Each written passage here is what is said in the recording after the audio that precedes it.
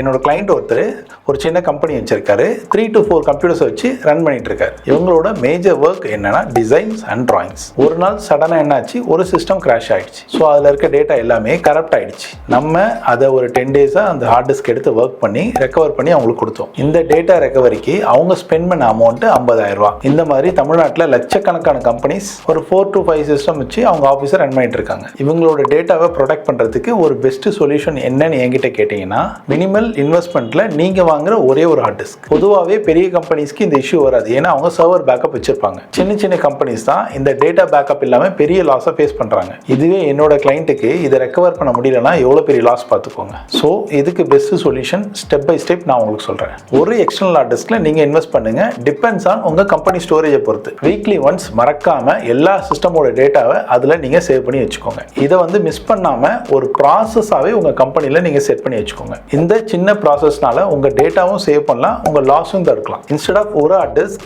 நீங்க multiple heart டிஸ்க்ல save பண்ணிட்டீங்கன்னா உங்க பேக்கப் இன்னும் செக்யூர்டா இருக்கும். நாளைக்கு உங்க கம்பெனி எக்ஸ்பேண்ட் ஆகும் போதும் இந்த டேட்டாவை உங்க சர்வர்ல நீங்க ஈஸியா அப்லோட் பண்ணிக்கலாம். உங்களுக்கு டேட்டா பேக்கப் ரிலேட்டடா இல்ல சர்வர் ரிலேட்டடா ஏதாவது queries இருந்ததுன்னா என்ன ரீச் அவுட் பண்ணுங்க.